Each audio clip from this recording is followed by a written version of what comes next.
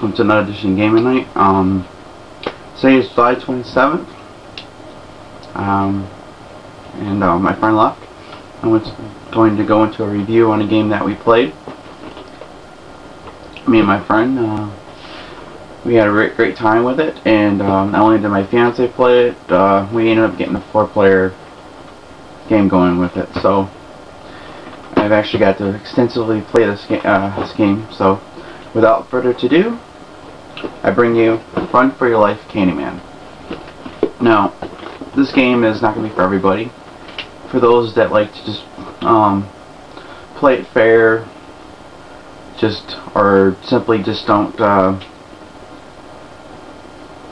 can't get in their mind frame that this is just a wacky game. It's just non-stop violence and just simple-minded fun. If they can't look past it being a simple, just fun game, then you're gonna have a hard time getting the people to play this. I recommend this for people that are pretty laid back, like to have fun. Hence, it's kind of like a party game. And it's also kind of like a beer and pretzel game as well, because of the fact that it's really easy to pick up and play, and the fact that it doesn't take long to play it either. So if you're a stickler for complicated rules or hard strategy games, you're going to want to leave this thing alone, because the simple fact that there's no real deep strategy in this game, and there's no real thought too much on what to do next. So people like that, leave the game alone. Alright, with all that being said, let's go on to the components.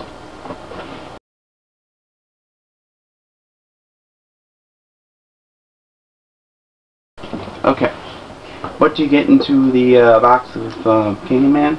So this is what you get in the box of Candyman. You get a black and white rule sheet. It's got some character sheets you can print off when you run out. It's really small. You may want to go on the facts and their website, Smirkadagger, because there's some people ask some questions that that come up. There's still a couple that me and my friend were debating on how the card works, the special treat cards, but for overall, it's a really simple game. Then you get your little character sheet, gingerbread, and each one of these, the candy swirl does head damage. The Hershey bar, which is called a Hearst bar, does damage to this arm. The hard candy does damage to this arm. The candy corn does damage to this leg, and the juju fruit thing does damage to this leg, and the gumballs do damage to the middle. And pretty much what happens is, once all the damage is filled out in that particular area, that body's gone and removed from play. You still can play on, and if you lose your head, you can make house rules and stuff, but we really didn't denote, because usually when you lose limbs, it doesn't matter in the game. The only ones that really prevent you from doing things are the arms, because some things need to be equipped, but I'm sure you guys can probably make some house rules and change it up, but I don't think it needs to be changing, because I think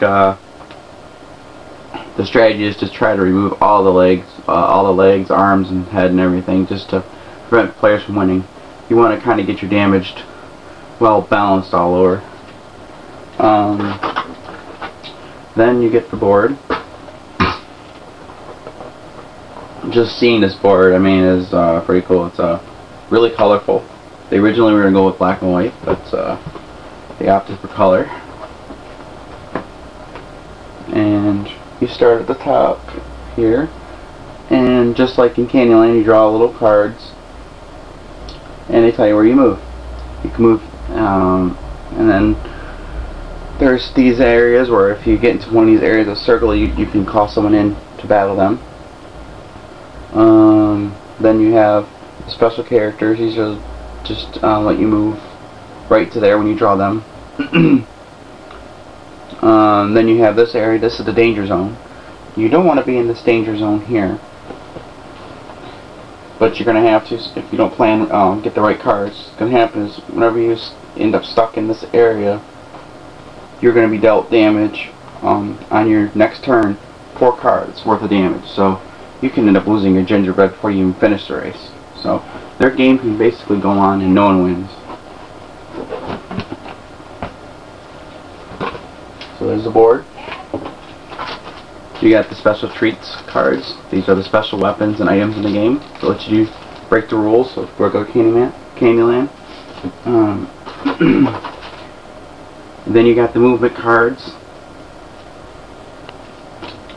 But when you pass an opponent or on the same spot, you can do damage to to each player you passed and the person you land on, and you can either initiate normal combat, which is randomly drawing one of these cards, or if you have a special treats card and you're within the range or special thing that the card says, you can play that card instead. You got the little character stands, the characters, the little paper cutouts with each having a name. This is Stinky. There's all different ones.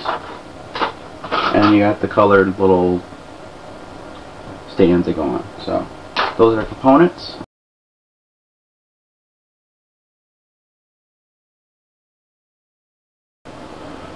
Candy cards. So player 1 is red. So he goes 1, 2 candy cards. Player 2 will go.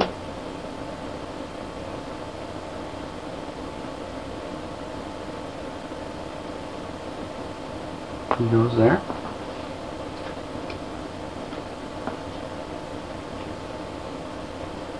And you get the candy cane. Player 1 goes to here.